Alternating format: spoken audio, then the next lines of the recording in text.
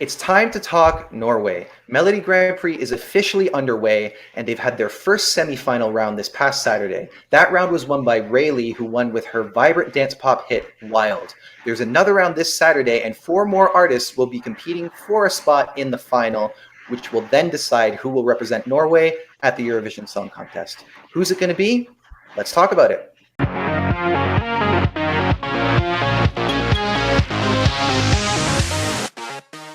So before we get into the four songs that will be competing this week, let's talk about last week. Claudia, what did you think of Rayleigh?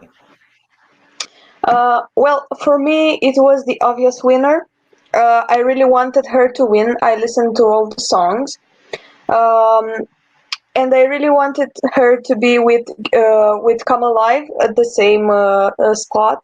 But I really wanted her more because it's the exact type of song that Eurovision needs every year. Because it's catchy, it make you dance. It's very nice. I really liked it, and her energy is something that she reminds me of Furera. Last year there were a lot of comparison between Furera and Tamta, between Furera and Lukahani, between Furera and Michaela from Malta, but they didn't have the same energy as Eleni. They just didn't have that click. For example, Tamta, she had a great song. She had a great song, but it wasn't the energy that spark. Really has that spark. I've seen it from the song was like it's that common song that you listen to it, but well, when I listen to it now, it was amazing. I was like, this girl is fire, and I really wanted her to win, so I was happy with her winning. Twan, how do you feel about this? I have a sense that it's not, you might feel a little bit differently from Claudia. Yeah, so my favorite was Liza, and I actually really wanted her to go through. But I'm actually not disappointed in Rayleigh because she's, as Claudia said, got an amazing stage presence and she's got a great song. So I think she could do really well at Eurovision.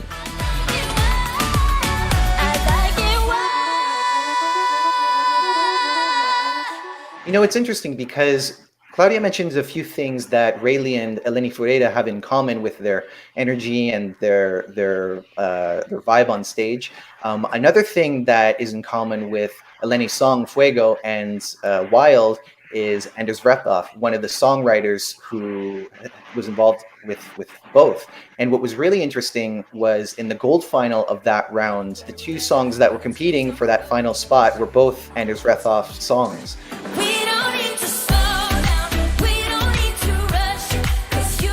These kind of songwriters are ones that know what's catchy. Because I remember I actually went to look at the lyrics for Wild, and without even thinking too much of the song, I as soon as I saw the words on the screen, it came back to me instantly, and it was all there.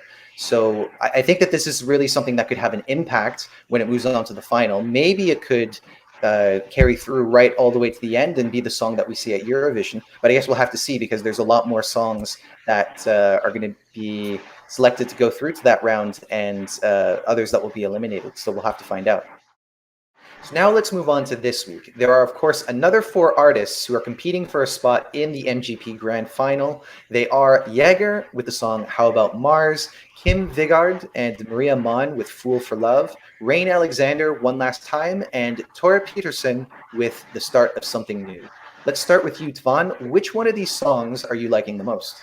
My favorite is One Last Time, and it just gives me a kind of Rasmussen feel, Denmark 2018. And I also love that song. And I think if the performance is done right, you can make it really epic with lights and maybe some effects. So I think he can do really well as well. Yeah, I think especially the Rasmussen comparison, that's what I've been hearing a lot. This is apparently the one that's leading the odds so far. How do you feel about this one, Claudia? Well, for me, it's my second favorite. I find it a very good song, and as Ton said, it really reminds me of Rasmussen as well.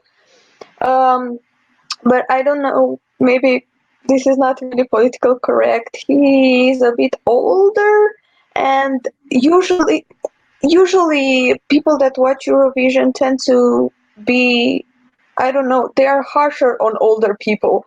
Look at England, for example, or like they sent Bonnie Taylor, and well, we know how that end up. Or yes, but the song is amazing. Is amazing. I love the song, but we'll see what will happen. I hope he doesn't get underrated. Well, you also have to remember that there are exceptions.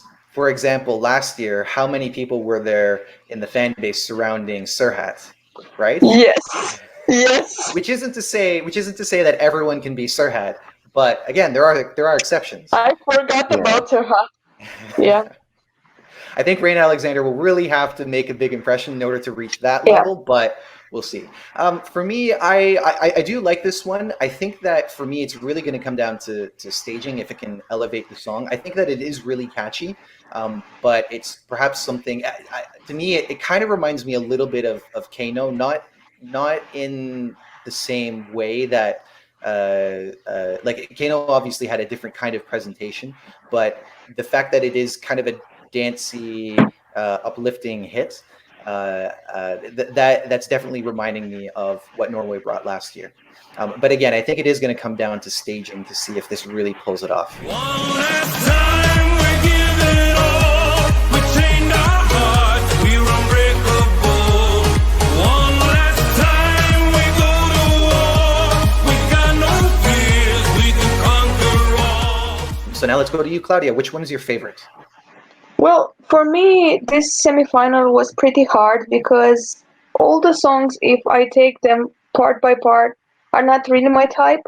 But to name a favorite, it would be How About Mars, and that's because I see a mixture between Lady Gaga art pop, like when Lady Gaga art pop, like Venus, for example, and Aura, those two songs combined, and a little bit of Billie Eilish.